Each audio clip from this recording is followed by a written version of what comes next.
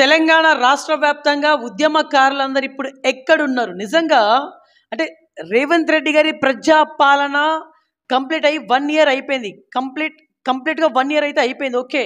But Revanth Reddy గారు అధికారంలోకి రాకముందు ఉద్యమకారులందరినీ ఆదుకుంటాను, పట్టించుకుంటానని చెప్పేసి అధికారంలోకి రావడం జరిగింది కాంగ్రెస్ పార్టీ. బట్ ఈ రోజున ఉద్యమకారులకి న్యాయం జరిగిందా? కాంగ్రెస్ పరిపాలనలో 1 సంవత్సరం కంప్లీట్‌గా అయిపోయింది. అయినా కూడా ఉద్యమకారులందరూ నిరుత్సాహంతో ఉన్నారనే వాదన నా దగ్గర రావడం జరిగింది. ఈరోజు మనం కరీంనగర్‌లో ఉన్నాము. మనతోని సయ్యద్ నయీముద్దీన్ గారు మనతోనే ఉన్నారు. అలాగే వాళ్ళ టీం ఉన్నటువంటి పరిస్థితి. వీళ్ళు నలుగురు నిఖార్సైన తెలంగాణ మలిదశ ఉద్యమకారులు. వీళ్ళు నలుగురు పైన కేసులైతే ఉన్నటువంటి పరిస్థితి. సో వీళ్ళతోని కొంత ఇన్ఫర్మేషన్ అడుగుదాము. వాస్తవానికి 1 సంవత్సరం పరిపాలనలో ఉద్యమకారులందరికీ వీళ్ళకి ఇప్పుడు ఎలాంటి ఫెసిలిటీస్ కావాలి, న్యాయం దిశగా అడుగులు ఏమైనా వేయబోతున్నారో ఇట్లాంటి లేటెస్ట్ ఇన్ఫర్మేషన్ తెలుసుకుందాం. నమస్తే సార్, బాగున్నారా? బాగున్నాం. ముందుగా బీవీఆర్ ఛానల్ వారికి యాజమాన్యానికి ధన్యవాదాలు. ఎందుకంటే వరంగల్ నుండి కరీంనగర్కి వచ్చి ప్రత్యేకంగా మా ఇంటర్వ్యూ తీసుకుంటున్నారు. ధన్యవాదాలు. అదేవిధంగా అందరికీ నమస్కారములు. మరియు ఈ నెలల క్రిస్టియన్ సోదరుల క్రిస్మస్ పండుగ ఉంది. వాళ్ళకి మనస్ఫూర్తిగా మా తరపు నుంచి శుభాకాంక్షలు తెలియజేస్తున్నాం. ఓకే, సూటిగా అడుగుతున్నా, రేవంత్ రెడ్డి గారి ప్రజా పాలన 1 ఇయర్ కంప్లీట్ అయిపోయింది sir. What about your opinion as a ఉద్యమకారుడిగానే చెప్పండి. రేవంత్ రెడ్డి గారు ఎలక్షన్స్లో ఎన్నో వాగ్దానాలు, ఎన్నో హామీలు ఇచ్చినారు. కానీ వాస్తవంగా చూస్తే ఈ 1 ఇయర్ ఒక ప్రతీకార పాలనగా కొనసాగించినారు. ఒక కక్ష సాధింపులుగా ఖచ్చితంగా ఎవలకు లోపటేయాలి, ఎవరి భూములకు మనం లాక్కోవాలి, ఏంటిది రియల్ ఎస్టేట్ అనే స్టార్టింగ్లో చెప్పిండు రియల్ ఎస్టేట్ చేస్తా అని. మనం చూడొచ్చు, ఆయన వచ్చినప్పటి నుంచి ఒక్క ఇటుక ఎక్కడ పెట్టలే, ఒక తవ్వుడు తవ్వలే, ఒక ఇల్లు కట్టలే, ఒక సంక్షేమ పథకం తీసుకురాలే. అన్నీ రైతులకు సంఖ్యలు వేసి ఇప్పుడు వరకు ఏ ప్రభుత్వం చేయంది సంఖ్యలు వేసినారు. హైడ్రా పేరుతో ఎన్నో వసూలు చేసినారు. అదేవిధంగా ఒక చావు రేవంత్ రెడ్డి గారు, ఒక రైతు తన చావుకు కారణం వాళ్ళ బ్రదర్స్, మరి రేవంత్ రెడ్డి గారి ప్రభుత్వం అని చనిపోయినారు. మరి వీళ్ళ మీద కేసులు ఎందుకు పెట్టలే? మళ్ళీ అదే ఇప్పుడు ఇగో ఎక్కడంటే ఎక్కడ ఇల్లులు కూలగొట్టుడు, ప్రతీకారము, కక్ష, ఇదే తప్ప అన్ని వర్గాలకు మోసం చేసినారు రేవంత్ రెడ్డి గారు. ఈ వచ్చిన సంవత్సరంలో అన్ని వర్గాలకు, మైనార్టీలకు కానీ, మహిళలకు కానీ, పోలీస్ సోదరులకు ఏ పోలీస్ అన్నారు అప్పుడు ఎలక్షన్స్ అప్పుడు, అది హామీ కంప్లీట్ చేయాలి. విద్యార్థులకు సరిగ్గా తిండి పెట్టక హాస్టల్లో విద్యార్థులు ఉండకపోతున్నారు. మనం చూస్తున్నాం, ఎన్నో పిల్లగాళ్ళకు అవస్థలు అవుతున్నాయి. అక్కడ విద్యార్థులకు చూడడానికి కూడా ప్రతిపక్షాన్ని ఓనిస్తలేరు. అంటే రాజరిక పరిపాలన జరుగుతుంది, ప్రతీకార పరిపాలన జరుగుతుంది, కక్ష సాధింపుల పరిపాలన జరుగుతుంది. ఇది ప్రజా పరిపాలన అన్నారు కానీ అది విరుద్ధం, అది తప్పు. అది ఓకే. ఇప్పుడు కొత్తగా పరిపాలన దిశగా అడుగులు వేసినటువంటి కాంగ్రెస్ ప్రభుత్వము తెలంగాణ తల్లి విగ్రహాన్ని కూడా అంటే చేంజ్ చేయడం జరిగింది. మీ అభిప్రాయం ఏంటిది? ఒక్క విషయం ఏంటంటే, వీళ్ళ పెద్ద నాయకుడు, కాంగ్రెస్ పెద్ద నాయకులు రాహుల్ గాంధీ రాజ్యాంగం పట్టుకొని తిరుగుతుంటారు. రాజ్యాంగం కాపాడాలి, బీజేపీ ప్రభుత్వము అనగదొక్కుతుంది, కూని చేస్తుందని. మరి ఈయనేం చేస్తున్నారు? ఒక తల్లి, తెలంగాణ తల్లిని ఏర్పాటు చేసి దాన్ని విమర్శించద్దు అని చెప్తారు. అది మాకు రాజ్యాంగం కల్పించే హక్కు కదా మా భావన చెప్పడానికి. ఏవో సుప్రీంకోర్టు కూడా ఆ మధ్యలో క్లియర్గా చెప్పింది, ప్రతి పౌరునికి ప్రభుత్వము తీసుకున్న నిర్ణయాల మీద విమర్శించే హక్కు ప్రతి పౌరునికి ఉంటుందని సుప్రీంకోర్టు కూడా తీర్పునిచ్చింది. అంటే రాజ్యాంగంలో కూడా మనం చూడొచ్చు. ఈరోజు మిత్రులారా ఒక విషయం, ఈరోజు మనకు రాజ్యాంగం ప్రతి ఇంట్లో ఉండాలి, ప్రతి ఒక్కరు చదవాలి. ఎందుకంటే ఈ ప్రభుత్వాలు మాకు ఎట్లా చేస్తున్నాయంటే మా హక్కులను కాలరాయటానికి చేస్తున్నాయి. దీంట్లో చూడండి మీరు, స్వేచ్ఛ హక్కు, ఫండమెంటల్ రైట్స్ ఇవి, ప్రాథమిక హక్కులు అవి. మాట్లాడే స్వేచ్ఛ హక్కు ఉంటుంది, మతపరచ మన అనుసరించే హక్కు ఉంటుంది. అంటే రాజ్యాంగానికి మించిన మీ పరిపాలన ఉందా? అంటే రాజు పరిపాలన చేస్తారా మీరు? మేము విమర్శించద్దా? తల్లి తెలంగాణ అనేది ఉద్యమంలో ఉద్యమకారుల ఒక ఆలోచన, ఒక మంచి ఆలోచన, అది అప్పుడు రూపొందించింది. ఇప్పుడు మన తెలంగాణలో మనం చూడొచ్చు, వేల తల్లి తెలంగాణ విగ్రహాలు ఉన్నాయి. మరి అవన్నీ కూలగొడతారా మీరు? దాంట్లో బతుకమ్మ లేదు. బతుకమ్మ ఒక భారతదేశంలో కాదు, ప్రపంచంలోనూ ఎక్కడ లేని ఒక మంచి వాతావరణంలో మా ఆడపడుచులు ఆడుకునే పండుగ బతుకమ్మ పండుగ. దానికి బతుకమ్మ కూడా పెట్టలేదు. కిరీటం భారతదేశంలో అన్ని రాష్ట్రాలలో తల్లులకు కిరీటాలు ఉన్నాయి. ఆ కిరీటంలో మన తెలంగాణ పాత తల్లి కిరీటంలో కోహినూర్ కూడా ఒక రూపం ఉంది దాంట్లో. అంటే ఒక సంస్కృతిని మనం చూపిస్తున్నాం దాంట్లో. ఇప్పటికైనా ఇప్పుడు నిన్ననే మనం చూసినాం, హైదరాబాద్లో పెద్ద కవిత గారి అధ్యక్షన మేధావుల సదస్సు జరిగింది. ప్రతి ఒక్కరు విమర్శించారు తప్పు అని. మరి వాళ్ళ మీద కేసులు పెడతారా? మీకు దమ్ముందా? బుద్ధిజీవులు వాళ్ళు, పెట్టి చూడండి మరి మీరు. ఓకే, ఇప్పుడు తెలంగాణలో అంటే పొలిటికల్ భాష అనేది చాలా తీవ్ర స్థాయిలో చేరింది. అంటే ఇక్కడ కింది స్థాయి నుంచి వెళ్ళి పై స్థాయి అంటే సీఎం లెవెల్ మనుషులు కూడా చాలా అంటే పొలిటికల్ పరంగా చూసుకుంటే అన్పార్లమెంటరీ వర్డ్స్నే ఎక్కువగా యూజ్ చేస్తూ ఉన్నారు. దీనిపైన మీ అభిప్రాయం ఏంటిది? వాస్తవంగా తెలంగాణ సంస్కృతి అది కాదు. తెలంగాణలో మర్యాద ఇస్తారు, మర్యాద పుచ్చుకుంటారు, టేక్ రెస్పెక్ట్ ఉంటుంది. ఇప్పుడు రేవంత్ రెడ్డి గారు వచ్చినప్పటి నుంచి భాష అతి ఘోరమైన భాష మాట్లాడుతున్నారు. ఖచ్చితంగా ఇప్పుడు చూడండి, కేసీఆర్ గారు అంటే ఒక తెలంగాణకు తెచ్చిన జాతిపితగా భావిస్తాం మేము. ప్రతి తెలంగాణ నివసించే ప్రతి మనుషులలో ఒక గుండెలో కేసీఆర్ గారి ఒక బొమ్మ ఉంటుంది.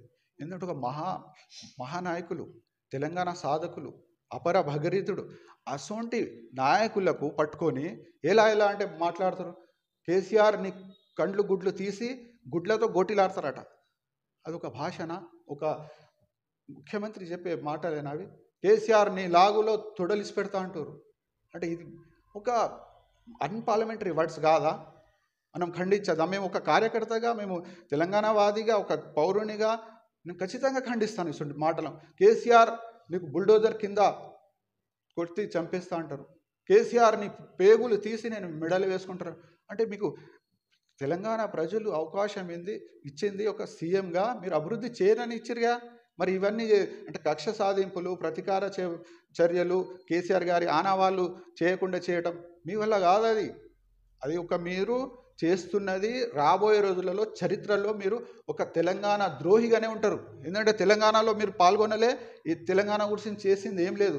మీ కేసీఆర్కి ఎంత మీరు తిట్టినా అది అంత మీద ఇప్పుడు ఆకాశం మీద ఉమ్మితే మా మీదే పడుతుంది, ఉల్టా అది మీ మీదే పడుతుంది. అది ఆలోచించాలి రేవంత్ రెడ్డి గారు మీరు. ఓకే సార్, మొన్న జరిగినటువంటి హాట్ టాపిక్ అల్లు అర్జున్ గారి అరెస్ట్. నిజంగా మీ కేటీఆర్ గారు అయితే దాన్ని చాలా తీవ్రంగా ఖండించిళ్ళు. దీనిపైన మీరు ఏమైనా స్పందించాలనుకుంటున్నారా? ఖచ్చితంగా మానవత్వం ఉన్న ప్రతి వ్యక్తి ఖండిస్తారు. దానికి ఇప్పుడు ఒక థియేటర్కు ఆయన పెద్ద హీరో, స్టార్ హీరో, అది వచ్చినప్పుడు అక్కడ యాజమాన్యం కూడా పోలీస్ ప్రొటెక్షన్ కావాలని ఇచ్చిరట. వాళ్ళు కూడా అప్లికేషన్ అక్కడ ఫెయిల్యూర్ పోలీస్ అయింది, ప్రభుత్వం అయింది. అది చనిపోయింది బాధనే, మాకు ఏ సోదరి చనిపోయితే బాధనే. అయినా ఆయన తన వంతుగా ఇచ్చారు, 25 lakhs ఏమో సపోర్ట్ చేశారు. మీరు ప్రభుత్వ పరంగా ఇవ్వండి. మీరు అక్కడ మీరు బందోబస్తు ఎందుకు కరెక్ట్ పెట్టలేదు? తప్పు మీద పెట్టుకొని ఆయనకు లోపటేసుడు. అది కారణం ఏంటంటే అక్కడ కక్ష సాధింపులే. ఏంటంటే ఒక సందర్భంగా ఆయన షోకు ప్రమోట్ చేసేటప్పుడు రేవంత్ రెడ్డి గారి పేరు తీయలేదని ఒక ఆలోచన పెట్టుకొని కుట్రతో చేస్తున్నారు. అంటే అధికారం మన చేతులు ఉందని అంటే ఎవరికంటే వాళ్ళకు దబాయిస్తారా? ఇది ప్రజాపాలననా? కాంగ్రెస్ ప్రభుత్వంలో ఉన్న మంచి నాయకులు కూడా ఉన్నారు, వాళ్ళు ఆలోచించాలి. ఇది ప్రజాపాలన జరుగుతుందా, ప్రతీకార పాలన జరుగుతుందా, కక్ష సాధింపు పరిపాలన జరుగుతుందా, ఆలోచించాలి వాళ్ళు కూడా. ఓకే, 1969లో తెలంగాణ తొలిదశ ఉద్యమం జరిగింది. 2001 నుంచి తెలంగాణ మలిదశ ఉద్యమం స్టార్ట్ అయిపోయింది. సార్, ఈ రెండింటికి డిఫరెన్సెస్ ఏం అబ్జర్వ్ చేసిళ్ళు? మీరు ఒక నికార్సైన ఉద్యమకారులు ఉన్నారు, ఏం చెప్తారు? వాస్తవంగా 1969లోనూ తెలంగాణ వచ్చేది. అప్పుడు నాయకులు తన స్వార్థం కోసం, తన పదవుల కోసం తెలంగాణను మళ్ళీ మర్చిపోయారు. పదవులు వస్తేనే మర్చిపోయారు. అప్పుడు దాదాపు 300-400 విద్యార్థులు బలిదానం చేసినారు, అయినా తెలంగాణ రాలే. కారణం అదే, నాయకుడు 69లో.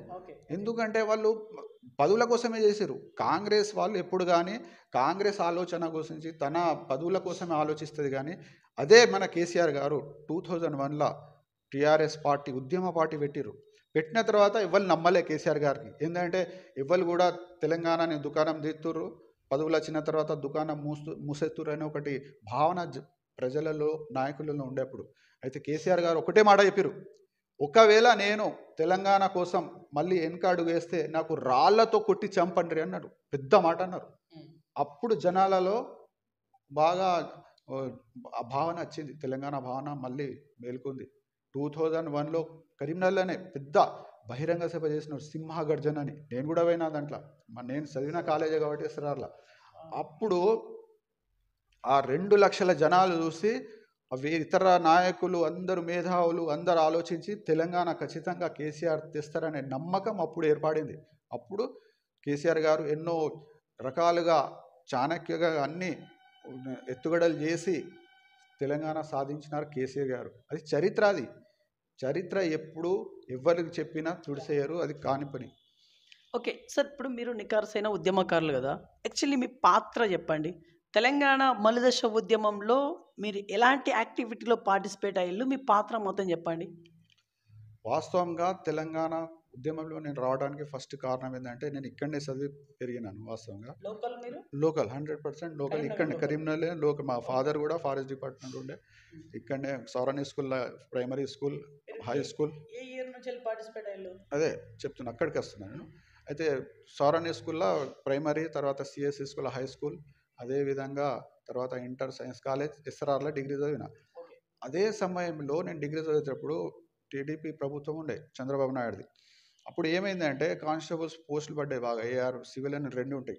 పోడితే నేను కూడా మనం దోస్తులందరూ ఒక 15 మంది కలిసి దానికి అప్లై చేసుకున్నాము. మన స్థానిక పరేడ్ గ్రౌండ్లో ప్రాక్టీస్ చేసినాం. ఫిజికల్ టెస్ట్ అని ఉంటుంది, దాంట్లో 5 3 రావాలి అసలు, కానీ మేము 4 వచ్చినాం. రిటర్న్ టెస్ట్లో కూడా పాస్ అయినాం. దాదాపు 15 మంది వరకు, ఓవరాల్ వారు వచ్చే వరకు ఒక 8 మంది ఉన్నాం మేము. కానీ మన లిస్టు చూసే వరకు మొత్తం ఆంధ్రలో ఉన్నారు. దాంట్లో ఒక్కడు, మా 8 మందిలో ఒక్కడు కూడా రాలే. మాకు అప్పటి నుంచే మాకు ఖచ్చితంగా తర్వాత కేసీఆర్ గారి స్పీచ్లు వింటే మాకు ఆకర్షణ కలిగింది. మేము వాస్తవంగా 2001లో ఆ టచ్లో ఉన్నాం, కానీ 3 ఖండ వేసుకొని ఇక ఫుల్ టైం కేసీఆర్ గారికి పార్టీకి టైం ఇచ్చిన కూడా జరిగింది. దాంట్లో ప్రతిదీ పార్టీ మనకి ఏం అప్ప చెప్తే చేసినాం. ధూమ్ధాంలో పాల్గొన్నాం, వంట మార్పు అనేది జరిగింది, దాంట్లో పాల్గొన్నాం. బందులు, సడక్ రోకులు, రైల్వే రోకులు, అదేవిధంగా సీడీలు పంచుతుండే. అప్పుడు సీడీలు బాగా నడుస్తుండే తెలంగాణ ఉద్యమంలో. సీడీలు పంచినాం, ప్రతి ఇంటికి పోయి మళ్ళీ తెలంగాణ ఎందుకు అవకాశం మాకు కావాలి, మన నీళ్లు, నిధులు, నియామకాలు మాకు ఎట్లా దోచుకుంటారు ఆంధ్ర పాలకులు, అన్నీ ప్రతిదీ జనాలను చెప్పడం, మొబిలైజ్ చేయడం, సభ్యత్వాలు చేయడం. ఏ పని చెప్తే కేసులు పట్టి దెబ్బలు తిన్నాం. అదేవిధంగా పెద్ద నాయకుల దగ్గర పోయి మా నాయకులు రాజీనామాలు చేసినా మీరు రాజీనామాలు చేయమని చెప్పినాం. వాళ్ళు కట్టెలు బట్టి బగాయించిన రోజులు కూడా ఉన్నాయి. మా మిత్రుడు కలర్ సత్తన్న తెలంగాణ కోసం నేను గ్యాస్ నుండి వేసుకొని సత్తా అని తెలంగాణ చౌక్లో పోతే మేము ఆపినాం. ఆయనకు బాగానే గొడవలు. అప్పుడు పని చేసింది టీఆర్ఎస్ శ్రేణులే, వాస్తవం అది. ఫీల్డ్ వచ్చి రోడ్ల మీద కూర్చుండి పని చేసింది టీఆర్ఎస్ నాకులే. కాంగ్రెస్ కానీ బీజేపీ రాలే, సిగ్గులేదు, వాళ్ళు రాజీనామా చేయలే. ఓకే సార్, ఇప్పుడు ఇదొక బిగ్ హాట్ టాపిక్గా మారింది. అంటే కొడంగల్ విషయం, అప్పుడు టీడీపీలు ఉండే రేవంత్ రెడ్డి గారు. అయితే కరీంనగర్లో రణభేరి అనే టీడీపీ ప్రోగ్రాం జరిగింది వాళ్ళది. అయితే దానికి అడ్డుకుంటామని మేము తెలంగాణ వాదులుగా మేము తెలంగాణ సంఘాలు మొత్తం చెప్పినాయి. కరీంనగర్లో ఎస్ఆర్ఆర్ గ్రౌండ్లో తుపాకీ పట్టుకుని వచ్చిండు, తెలంగాణ మీద గురి పెడతా అని గన్ పట్టుకుని వచ్చిండు. అది మొత్తం పేపర్ల వీడియోలు అన్నీ తెలుసు. తెలంగాణ ద్రోహి అయినే. ఎందుకంటే వాళ్ళు కేంద్రానికి లెటర్ పంపలే. ఎందుకు మనం వ్యతిరేకించినామంటే వాళ్ళకి ఇక్కడ సభ ఎందుకు చేయొద్దని చెప్పినా అంటే, తెలంగాణకు అన్ని పార్టీలు లెటర్ రాసినాయి, తెలంగాణ వీళ్ళు రాయాలే, రాజీనామాలు కూడా చేయలే. వీళ్ళు చేయకుంటే మేము చేయాలి, ఫస్ట్ చేయండి అని మేము డిమాండ్ చేసినాం. చేస్తే మేము తుపాకీ పట్టుకొని వచ్చారు. ఆయన పెద్ద వ్యతిరేకి తెలంగాణకు. ఇప్పుడు ఆయన ఆలోచన మొత్తం అదే ఉంటుంది, తెలంగాణకు అనుకూలమైన ఆలోచన. ఎందుకంటే తెలంగాణ అనేది ఒక ప్రజలలో వచ్చిన భావన తీసేయాలనే ఒక ఆలోచన ఉంది ఆయనకు, అంతే. కొడంగల్ లగాచర్ల గ్రామంలో ఫార్మాసిటీ అభివృద్ధి చెందితే చాలామందికి ఉద్యోగాలు వస్తాయి, మంచి పరిణామమే కదా. మీరు కానీ మీ పార్టీ ఎందుకని అపోజ్ చేస్తూ ఉంది? ఇక్కడ అసలు యాక్చువల్లీ ఏంటంటే మిత్రులారా, ఫార్మా కంపెనీ అంటే ఏంటిది అర్థం చేసుకుంటే మనకి ఇది ఎందుకు వ్యతిరేకించిన మా పార్టీ అని మీకు అర్థమవుతుంది. ఫార్మా కంపెనీ పెద్ద పెద్ద దేశాలే వ్యతిరేకిస్తాయి. అది ఫార్మా కంపెనీ అభివృద్ధి కాదు, ఒక ప్రకృతి విధ్వంసం.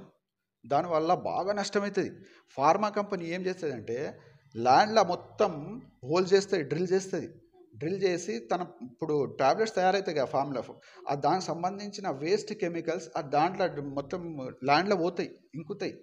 పోయి అవి అవి అక్కడ చుట్టుప్రక్కల గ్రామంలో బావిలలో కానీ బోర్లలో కానీ మన వ్యవసాయ క్షేత్రంలో కానీ మొత్తం పోతాయి, భూగర్భ జలాలు పోతాయి కదా దాంట్లో. పోయి అతి ఘోరమైన పెద్ద పెద్ద రోగాలు వస్తాయి. అందుకోసం ఎవరు మన భారతదేశంలో ఏ రాష్ట్రం కూడా దానికి ఇయ్యలే.